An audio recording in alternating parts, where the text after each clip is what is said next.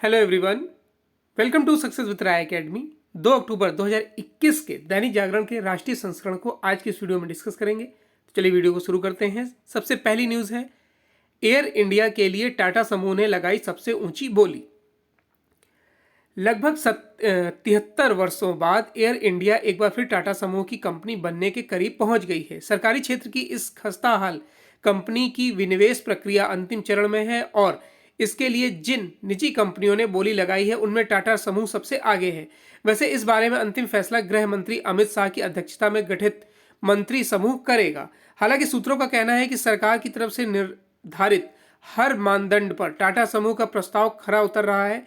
विनिवेश प्रक्रिया पर कैबिनेट सचिव की अध्यक्षता वाली सचिवों की समिति ने टाटा के प्रस्ताव की अनुशंसा भी कर दी है। खास बात यह है कि अभी तक सरकार की तरफ से टाटा समूह की तरफ से इस सौदे के बारे में कोई आधिकारिक टिप्पणी नहीं की गई है।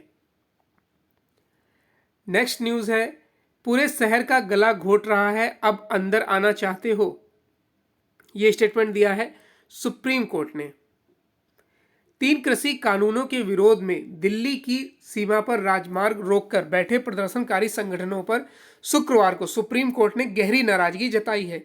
शीर्ष कोर्ट ने जंतर मंतर पर सत्याग्रह की इजाजत मांग रही किसान महापंचायत को फटकार लगाते हुए कहा कि आपने पूरे शहर का गला घोट रखा है, अब शहर के अंदर आकर प्रदर्शन करना चाहते हो। जब आपने कृषि कानूनों को अदालत में चुनौती दे रखी है तो उस पर भरोसा रखिए। विरोध प्रदर्शन जारी रखने का क्या मतलब है? क्या आप न्यायिक व्यवस्था के खिलाफ प्रदर्शन कर रहे हैं? किसान महापंचायत के सड़कें रोकने और प्रदर्शन में शामिल होने से इनकार करने पर कोर्ट ने संगठन की इस बारे में हलफनामा दाखिल करने का आदेश देते हुए मामला सोमवार को फिर सुनवाई पर लगाने का निर्देश दिया है। नेक्स्ट न्यूज है, ब्रिटेन से आने वालों को रहना होगा 10 दिन क्वारंटाइन। कोरोना टीकाकरण पर भारत सरकार ने ब्रिटेन को उसी की भाषा में करारा जवाब दिया है। ब्रिटिश सरकार ने जिस तरह से भारत में वैक्सीन लेने वालों को अपने यहां आने को लेकर कोई तरजीह नहीं दी थी, उसी तर्ज पर भारत सरकार ने भी जवाबी कार्रवाई करने का फैसला किया है। 4 अक्टूबर के बाद से भारत आने वाले हर ब्रिटिश नागरिकों को किसी आवास या निर्धारित केंद्र में 10 दिन के अनिवार्य क्वारंटाइन में रहना होगा। इससे कोई फर्क नहीं पड़ेगा कि उन्होंने कोई वैक्सीन लगवाई है या नहीं। भारत आने के बाद उन्होंने 2 बार RT-PCR जांच भी करवानी होगी। वैसे दोनों देशों के बीच कोरोना टीकाकरण के सर्टिफिकेट को मान्यता देने पर बातचीत भी चल रही है। अगर 2 दिनों के भीतर कुछ सहमति बनती है तो प्रस्ताव दिशा निर्देश में रियायत दी जा सकती है। भारत के फैसले पर प्रत्यक्ष प्रतिक्रिया नहीं देते हुए नई दिल्ली स्थित ब्रिटिश उच्चायोग के प्रवक्ता ने कहा कि भारत सरकार के साथ वैक्सीन सर्टिफिकेट को मान्यता देने पर बातचीत चल रही है। ब्रिटेन में यात्रा पर कोई रोक नहीं है। नेक्स्ट न्यूज है, भारत अवसर और विकास का देश, आए और निवेश करें, प्रधानमंत्री मोदी। संयुक्त अरब अमीरात में आयोजित दुबई एक्सपो में भाग लेने आए 191 देशों की मौजूदगी में भारत ने ढोल बाजे और शंखनाद के साथ अपना आगाज किया। इस मौके पर अपने वीडियो संदेश में प्रधानमंत्री नरेंद्र मोदी ने पूरे विश्व समुदाय को देश में निवेश करने का न्योता दिया है। उन्होंने कहा कि भारत अवसर और विकास का देश है, जहां निवेश करने वाली कंपनियों का न केवल विकास होगा बल्कि उन्हें हर प्रकार से लाभ होगा। मोदी ने कहा कि यह ऐतिहासिक एक्सपो है जिसकी मुख्य थीम है लोगों को एक दूसरे के दिमाग से जोड़ना और भविष्य का निर्माण करना। अगले साल मार्च अंत तक चलने वाले इस एक्सपो के आगाज पर प्रधानमंत्री ने कहा कि हमारा प्रयास नए भारत का सृजन करना है और देश ने हर तरीके से अपने दरवाजे खोल रखे हैं, चाहे वह सीखने के लिए हो या फिर इनोवेशन के लिए या फिर विचार के लिए। भारत अवसरों का देश है और यहाँ स्वास्थ्य से लेकर शिक्षा, व्यापार या पार्टनर के रूप में निवेश कर सकते हैं। उन्होंने कहा कि भारतीय पवेलियन इस बात की झलक दे रहा है कि भारत विभिन्न प्रकार की सांस्कृतिक कला संगीत का देश है। इस आयोजन से भारत और UAE के रिश्ते और मजबूत होंगे। नेक्स्ट न्यूज है,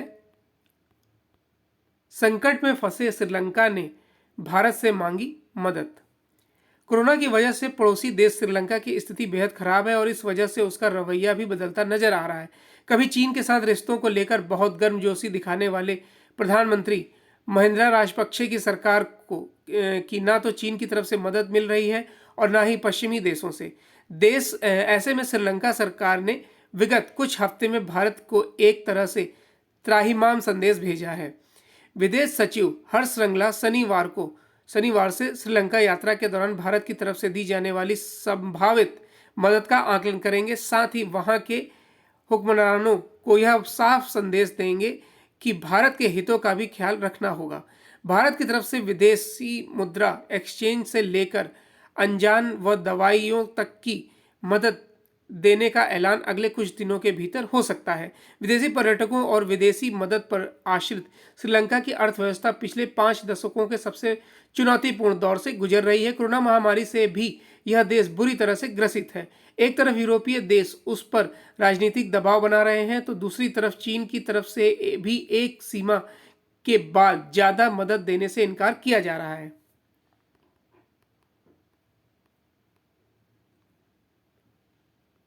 नेक्स्ट पेज है एडिटोरियल पेज। एडिटोरियल पेज में पहला आर्टिकल है राष्ट्र जीवन से गुम होते गांधी के विचार और ये लिखा है जगमोहन सिंह राजपूत ने। मोहनदास करमचंद गांधी के व्यक्तित्व विकास में दक्षिण अफ्रीका जाने के पश्चात अद्भुत अंतर आया। दक्षिण अफ्रीका में अपने कार्यों के कारण प्रसिद्धि उन्हें मिल चुकी थी, मगर वह महात्मा नहीं बने। उनकी ओर से देश का ध्यान तब गया जब गागर में सागर के मंतव्य वाले 20 छोटे छोटे अध्याय में उन्होंने हिंद स्वराज पुस्तक लिखी। इसमें भारत की दशा के संबंध में वह कहते हैं कि उस पर विचार करने से उनकी आंखों में पानी भर आता है, गला सूख जाता है। और उनके शब्द थे, मेरी पक्की राय है कि हिंदुस्तान अंग्रेजों से नहीं आजकल की सभ्यता से कुचल रहा है, उसकी चपेट में वह फंस गया है। प्रतिवर्ष की भांति इस वर्ष भी गांधी जी को याद किया जाएगा। अनेक स्तरों पर यह चर्चा अवश्य होगी कि क्या गांधी को भारत ने सचमुच याद रखा है। यदि ऐसा होता तो 1947 के बाद या 1950 में संविधान लागू होने के बाद नीति निर्धारकों ने उनकी बुनियादी तालीम की संकल्पना को गहराई से समझा होता और उसे लागू किया होता। दुर्भाग्य से ऐसा नहीं हो सका। बापू जानते थे कि जो शिक्षा व्यवस्था विदेश से लाकर भारत में रोपित की गई है वह एक ऐसी फसल थी जिसने खेत में पहले होने वाली फसल को पूरी तरह रौंद दिया। देश को इस जमीन को उर्वरक बनाना था, उस पहले वाली फसल को फिर से लहलहाना था, क्योंकि वही उस खेत के लिए उपयुक्त थी। यह देश का दुर्भाग्य ही कहा जाएगा कि सामान्य जन से लेकर बौद्धिक वर्ग तक गांधी को चर्चा के स्तर पर सम्मान दिया जाता है, उन्हें महात्मा होने को सराहा जाता है, मगर उसके बाद आधुनिकता की चकाचौंध में उनके सिद्धांतों को बिना कहे ही दरकिनार कर दिया जाता है। अनेक राजनीतिक दल अपने को गांधी की विरासत का हकदार घोषित करते रहते हैं, मगर उनके आचार विचार व्यवहार में गांधी का तत्व इस सीमा तक तिरोहित हो चुका है कि उसे खोज पाना असंभव है। इस वर्ष गांधी जी का स्मरण अमृत महोत्सव के आलोक में किया जा रहा है। यह स्वाभाविक है कि आज जब आजादी का अमृत महोत्सव मनाया जा रहा है तब यह आवश्यक है कि इस आजादी के नायक गांधी जी के विचारों को राष्ट्र जीवन में प्राथमिकता मिले। इसलिए मिले कि उन्होंने देश की चेतना को आगे लाने का काम किया और उनके मूल्य आज भी हमें प्रेरणा देते हैं। नेक्स्ट आर्टिकल है सत्यनिष्ठा की मिसाल शास्त्री जी।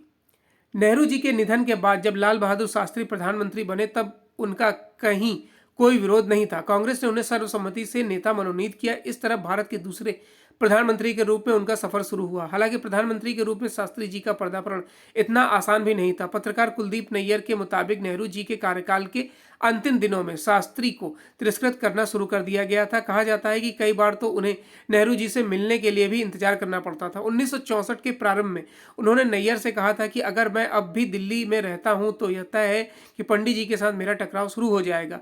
ऐसी कोई स्थिति आए उससे पहले मैं राजनीति से संन्यास लेना पसंद करूंगा। ऐसी परिस्थिति के बीच कुछ लोगों ने शास्त्री जी से कहा कि नेहरू जी के व्यवहार में यह बदलाव इंदिरा गांधी के कारण आया है, जो उनसे बैर रखती थी। शुरू में तो शास्त्री जी ने इन बातों पर ध्यान नहीं दिया, लेकिन बाद में उन्हें एहसास हो गया कि यह सब सच है। शास्त्री जी 19 माह प्रधानमंत्री रहे। इस कार्यकाल का ज्यादातर समय भारत पाक के बीच मौजूदा तनाव और दोनों देशों के रिश्तों को सामान्य करने के संघर्ष में जूझता रहा।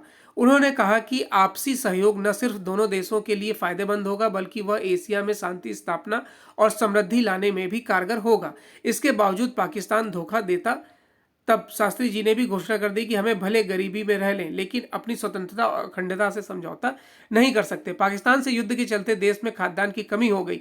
अमेरिका ने भारत को खाद्यान्न का निर्यात रोकने की धमकी दे डाली, लेकिन शास्त्री जी झुके नहीं। उन्होंने वियतनाम के विरुद्ध अमेरिका के युद्ध को अतिक्रमण करार दिया। अमेरिका को यह पसंद नहीं आया और उसने भारत को खाद्यान्न का निर्यात रोक दिया। इससे भारत की स्थिति चिंताजनक हो गई। तब संयुक्त राष्ट्र को अमेरिका से अपील करनी पड़ी कि वह भारत के लिए खाद्यान्न का निर्यात फिर से शुरू कर दे। उस समय की नाजुक हालत देखते हुए शास्त्री जी ने अपील की कि सप्ताह में एक दिन उपवास रखा जाए। उन्होंने कहा कि कल से शाम को एक सप्ताह तक मेरे घर में चूल्हा नहीं जलेगा। इसका देश पर जबरदस्त प्रभाव पड़ा। घर तो घर, होटलों में भी कुछ दिनों तक शाम को अपने चूल्हे बंद रखे। इसी के साथ शास्त्री जी ने देशवासियों से आर्थिक मदद की अपील की। उन्होंने राष्ट्रीय सुरक्षा निधि की स्थापना कर पूर्व राजे महाराजों जवानों से आग्रह किया कि वे भी सहायता दें। देश निर्माण और उसकी रक्षा में शास्त्री जी सैनिकों और किसानों का महत्व अच्छे से समझते थे। इसलिए उन्होंने जय जवान जय किसान का नारा दिया, जो आज भी गूंजता रहा है। सार्वजनिक जीवन में सत्यनिष्ठा, ईमानदारी को लेकर आम जन की सोच शास्त्री जी मंत्री बनने से पहले ही भांप चुके थे। 1956 में जब एरियापुर यानी कि तमिलनाडु के निकट रेल हादसे में 144 लोगों की मौत हुई थी, तो उन्होंने रेल मंत्री पद से इस्तीफा दे दिया था। ऐसे अद्वितीय कदम ने देश की जनता को भाव विभोर कर दिया। इस घटना पर संसद में चली बहस का जवाब देते हुए शास्त्री जी ने कहा था कि हो सकता है कि मेरे दुबले पतले शरीर के कारण लोगों को लगता होगा कि मैं मजबूत नहीं हो सकता, लेकिन मैं आंतरिक रूप से कमजोर नहीं हूं। राजनीति के साथ धर्म में घालमोल को शास्त्री जी ने स्पष्ट रूप से नकार दिया था। पाकिस्तान के साथ युद्ध विराम के बाद दिल्ली के रामलीला मैदान में एक जनसभा को संबोधित करते हुए उन्होंने बीबीसी की एक रिपोर्ट पर नाराजगी जताई। इस रिपोर्ट में दावा किया गया था कि हिंदू होने के चलते शास्त्री जी ने पाकिस्तान पर हमला किया। शास्त्री जी ने उस जनसभा को संबोधित करते हुए टिप्पणी की कि यहाँ मैं हिंदू हूँ। इस जनसभा की अध्यक्षता कर रहे मीर मुश्ताक एक मुसलमान हैं। आपको संबोधित कर चुके मिस्टर फ्रैंक एंथनी ईसाई हैं। इसके अलावा सिख और पारसी भी मौजूद हैं। हमारे देश की विशिष्टता यही है कि यहाँ सभी धर्म के लोग रहते हैं। हमारे यहाँ मंदिर, मस्जिद, गुरुद्वारे और चर्च हैं, लेकिन हम इन्हें राजनीति में नहीं लाते। नेक्स्ट आर्टिकल है अराजकता से मिले मुक्ति। सुप्रीम कोर्ट ने जो टिप्पणी करी है कृषि आंदोलन पर, उसी पर लिखा गया यह आर्टिकल, जो हम डिस्कस कर चुके हैं। नेक्स्ट पेज है बिजनेस पेज। बिजनेस पेज में पहली न्यूज है कि पिछले 5 महीनों में सबसे ज्यादा रहा जीएसटी संग्रह। जीएसटी कलेक्शन ने फिर इस बात की पुष्टि की है कि कोरोना की दूसरी लहर के बाद देश की अर्थव्यवस्था उम्मीद से बेहतर प्रदर्शन कर रही है। सितंबर 2021 के माह में जीएसटी संग्रह 1.17 लाख करोड़ से ज्यादा रहा है। लगातार यह तीसरा माह है जब कर संग्रह 1 लाख करोड़ से ज्यादा हुआ है। वहीं यह पिछले 5 महीनों का सबसे उच्चतम स्तर है। यह इस बात का भी संकेत है कि चालू वित्त वर्ष की दूसरी छमाही के दौरान अर्थव्यवस्था की रफ्तार और बेहतर होगी। वित्त मंत्रालय की तरफ से बताया गया है कि आयातित उत्पादों पर लगाया गए जीएसटी से संग्रह की राशि पिछले वर्ष की समान अवधि के मुकाबले 30% ज्यादा और घरेलू ट्रांजैक्शन से होने वाला संग्रह 20% से ज्यादा रहा है। अगर चालू वित्त वर्ष की दूसरी तिमाही की बात करें तो जुलाई से सितंबर के महीने में औसत मासिक संग्रह 1.15 लाख करोड़ रुपए रहा है। यह जीएसटी लागू होने के बाद किसी भी 3 लगातार महीनों में सबसे ज्यादा औसत संग्रह है। तो स्पोर्ट्स पेज में कोई ऐसी न्यूज़ नहीं है जिसे हम डिस्कस करें। तो ये आज का यानी कि 2 अक्टूबर 2021 का दैनिक जागरण का राष्ट्रीय संस्करण था। आई होप आपको वीडियो अच्छा लगा होगा। अगर वीडियो अच्छा लगा हो तो लाइक और शेयर कर दीजिएगा। वीडियो देखने के लिए धन्यवाद।